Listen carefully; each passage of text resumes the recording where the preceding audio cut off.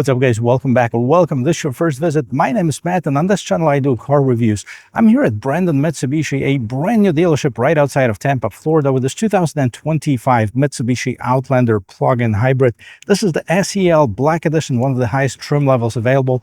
And in today's video, I'm going to take in a complete tour of it. We're going to check it out from the exterior, interior, check out the electronics, push some buttons on this vehicle, and take it for a test drive. So if you like watching videos like this, don't forget to check out the rest of my channel, hit that like and subscribe button, and now let's get back to this.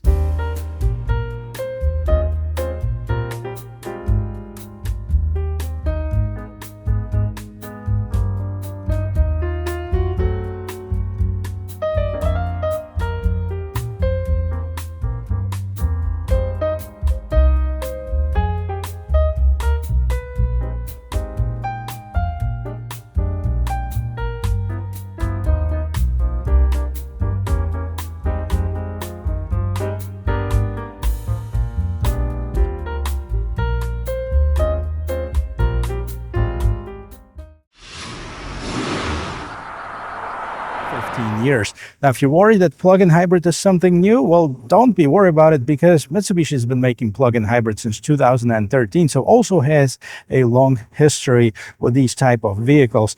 Now, I got to tell you, this looks really, really sharp. It competes in the compact SUV segment with vehicles such as Honda CR-V, Kia Sportage, Hyundai Tucson, Toyota RAV4, but of course, not all of them have plug-in hybrids. Of course, we have that with the Tucson, Sportage, and RAV4. Is this the best choice? Well, I'll let you decide at the end of this video, but I'm going to show you all about this vehicle.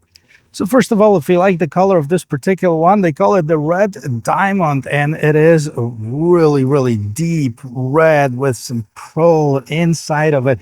A really good looking color, and the front end looks very nice as well. We have the LED daytime running lamps right on top, LED headlamps, and LED fog lamps down below that. I like the combination of the shiny black with that red color. We have Outlander that's spelled out in front, huge Mitsubishi logo, and the front facing camera. But I'm sure a lot of you are asking, what's underneath the hood? Well, let's check it out. And underneath the hood, you'll find a 2.4-liter inline four-cylinder engine assisted by 2 electric motors. So the output for the gasoline engine is 131 horsepower, 144 pound-feet of torque. Now the electric motors, 114 and 134, that's the horsepower output. So the total horsepower output, we have 248 horsepower and 332 pound-feet of torque. Now this vehicle is all-wheel drive. It has 16.8 kilowatt lithium-ion battery pack, and we have the automatic, continuously variable automatic and direct drive transmission. What else is underneath the hood? We have the prop stick holding the hood up. Now, I kind of wish I would see, especially at this price point, which we're going to talk about later, hood struts. We have some sound insulation underneath there. Definitely going to check out the quietness of the cabin and the ride quality at the end of this video. One of the things I always liked about the Outlanders was the design. It looks like a proper SUV. It's nice and squarish, but it's also sleek and sporty at the same time.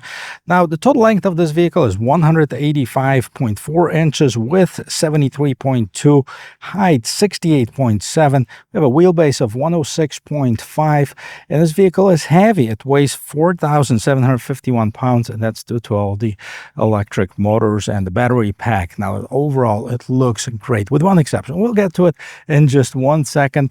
Let's take a look at the wheels and tires. Now, we have 20-inch shiny black wheels.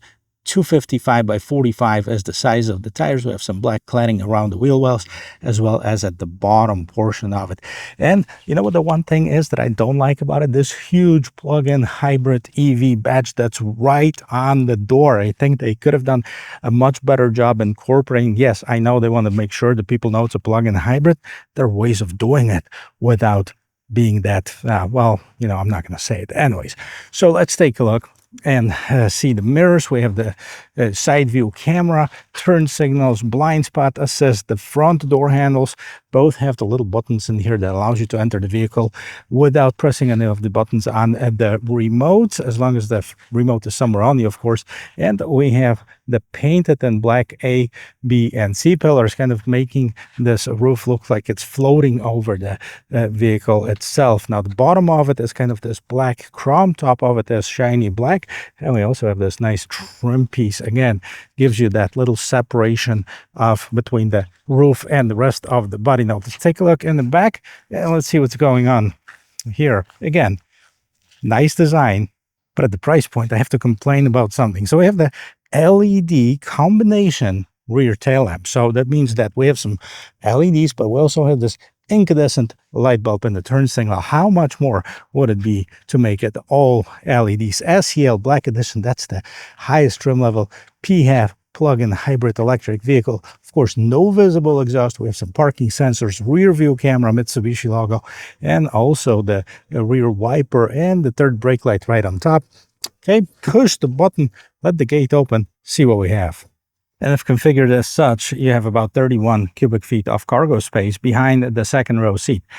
Yes, I said second row, not the back seat, because it also has a third row seat, which is hidden right here. Open this up, okay, pull it to get the backrest up, and here's what we have. As you can see, this seat sits on top of that middle row seat, so it has to be moved up quite a bit in order for anybody to be able to squeeze their feet inside of it. But once open, you're only going to have about 13 cubic feet of cargo space, and this is definitely like more of an emergency use seat for kids only. Definitely adults won't fit it. I'll give it a try, just, you know, so I can show you how that feels. Now we can of course fold it down and back, and I'm going to show you what else we have here. Okay, move the seat up. We have these two levers right here.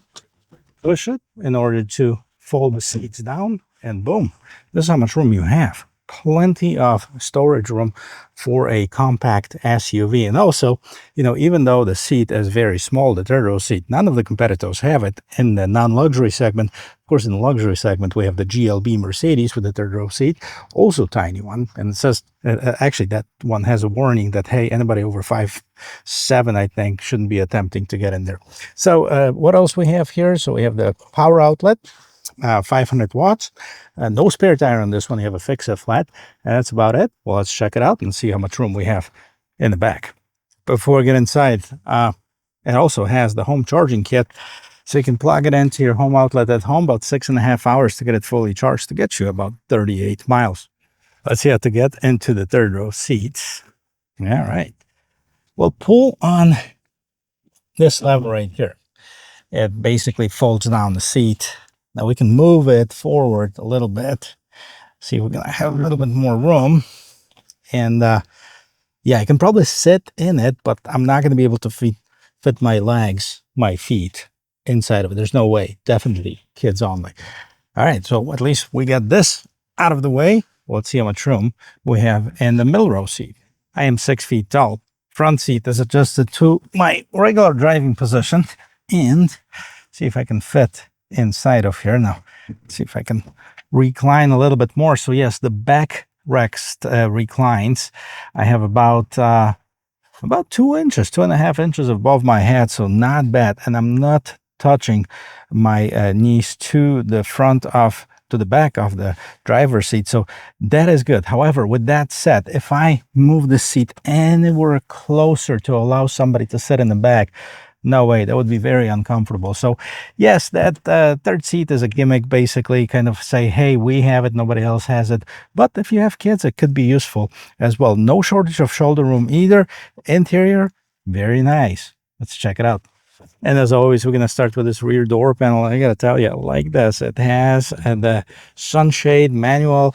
It also has the semi-aniline leather quilted look on it. Very nice and soft. This extends up to the top of it. Of course, we have the window controls and the door handle at the bottom, some more storage in the seat. Now, interestingly, it has 2 rows of pockets in the backs of the seats. One's on top, one at the bottom.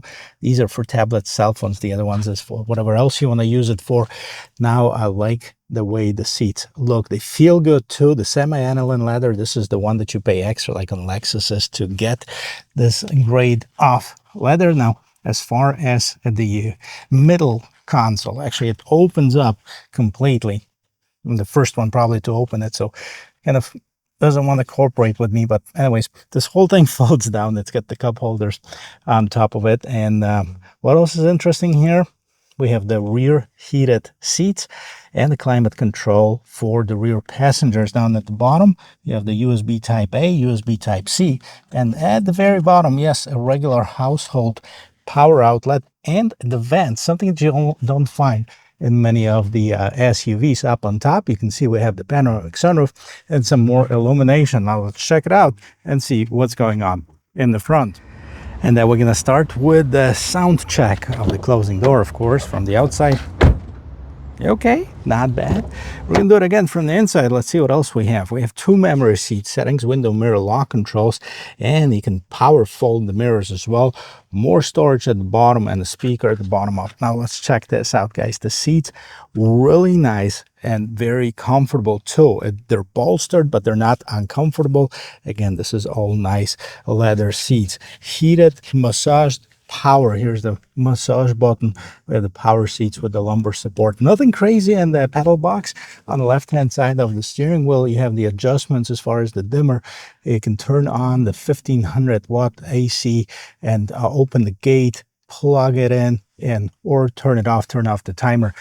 Now the steering wheel, adjustable, tilt and telescoping. Well, let's check out the rest of this interior. And we're going to start with the sound check from the inside.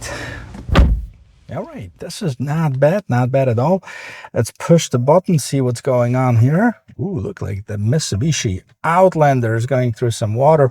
And here it turns on the 12.3-inch driver's fully digital instrument cluster. Before we get to the functionality of it, let's zoom out, take a look at the steering wheel. All right, so it's nice steering wheel.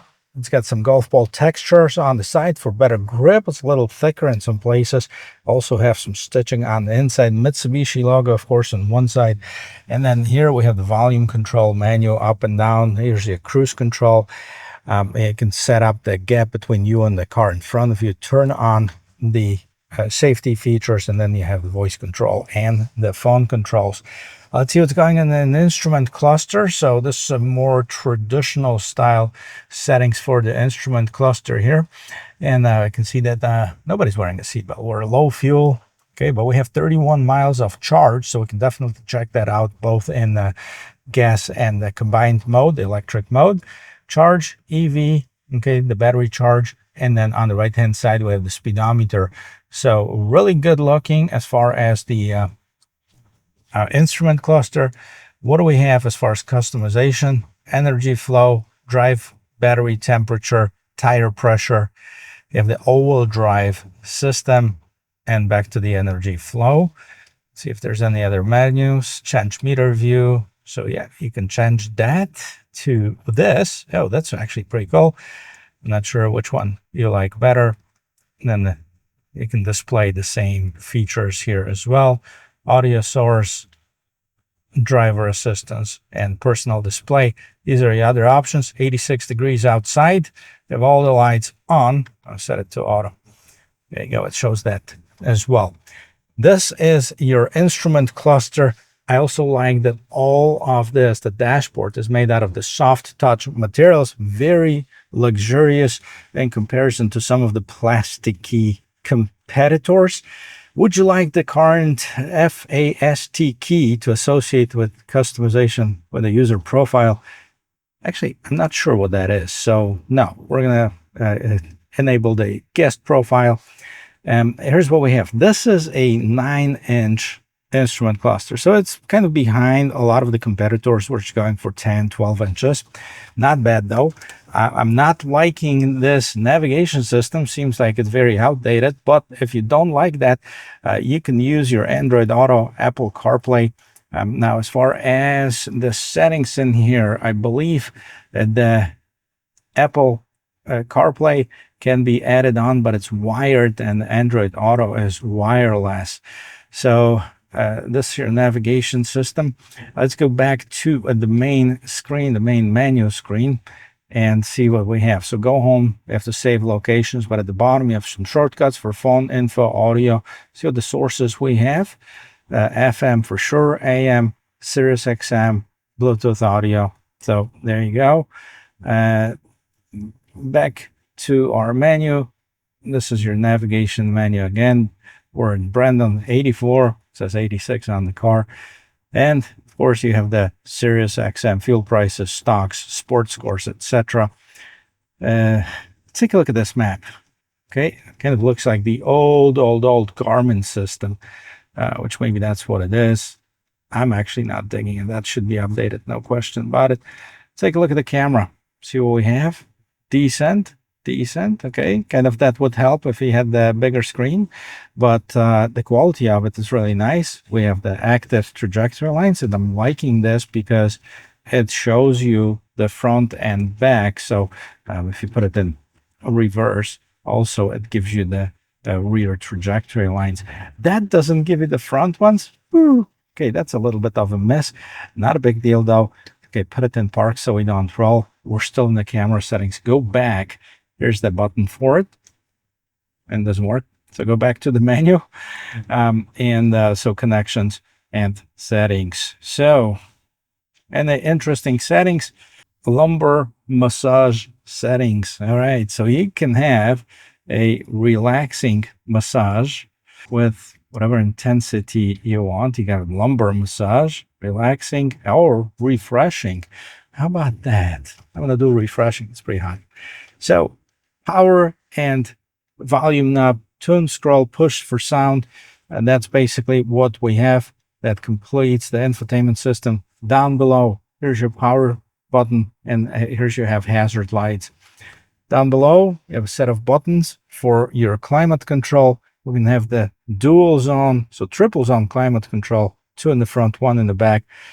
We have the temperature settings here, heated seats, no ventilated seats. Kind of at this price point, I kind of would like to see that. We'll get to the pricing, I promise you, sooner or later, probably sooner. Okay, USB Type A, USB Type C, wireless charging, 12-volt power outlet. And we have this shifter. Of course, looks like a Nissan, right? Okay, you have the drive and drive battery, temperature, push it to park. And we have a whole bunch of modes on this vehicle. So power, eco, normal. Let's see what else we have. It actually shows an information here.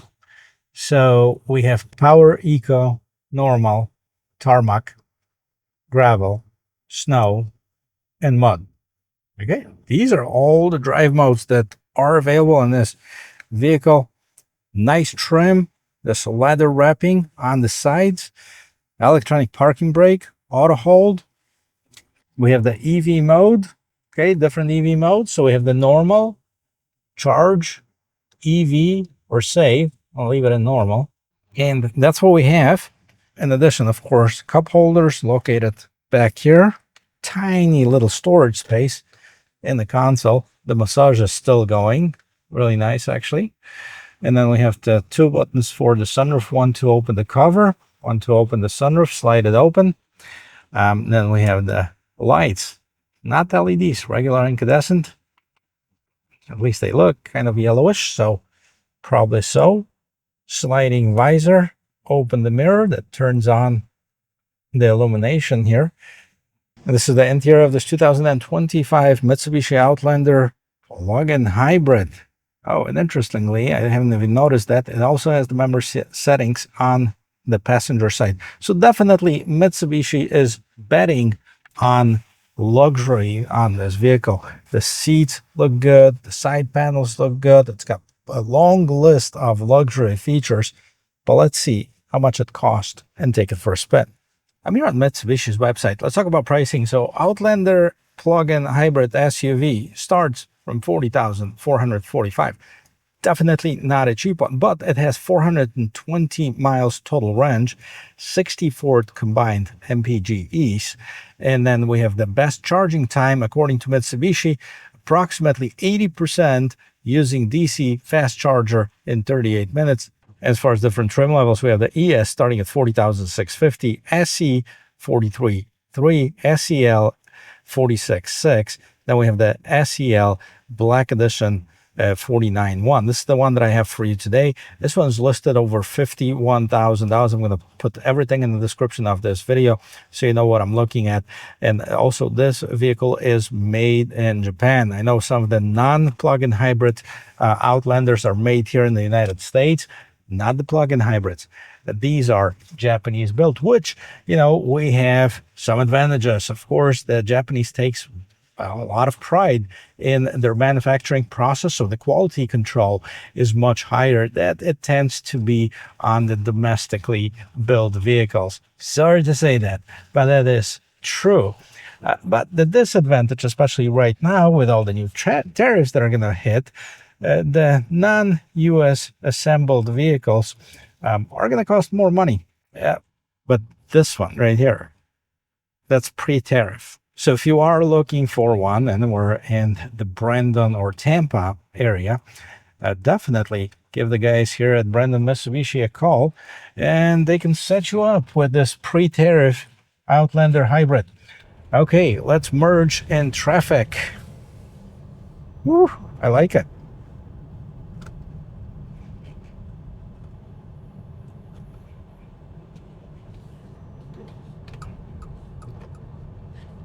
Right, very nice and smooth as far as the acceleration. Definitely lots of pickup here, and merging in traffic, merging at higher speeds is not an issue for this Outlander plug-in hybrid. Yeah, it's definitely a lot quicker than the standard compact SUV, that's for sure. It feels good. And one other thing that I noticed right away, it is super quiet. The sound insulation is far better than any other compact SUV that I've sat in. I mean, the interior finishes are high quality. Honestly, I've never been a big fan of Mitsubishi, maybe because I never wanted to give them a chance. Yeah, it is an expensive one at $50-some thousand. It better has all the nicest finishes in the world, but some manufacturers overprice their vehicle without offering anything for it. At least, you know, you have some high quality materials. And we're going to make a U-turn here.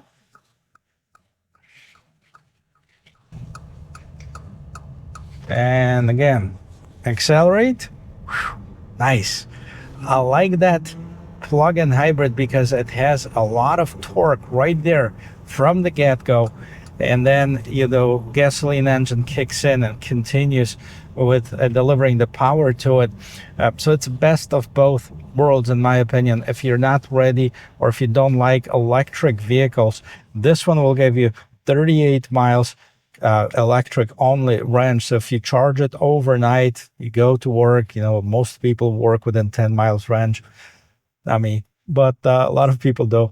And you can literally like not fill it up for a long period of time as long as you keep it charged up.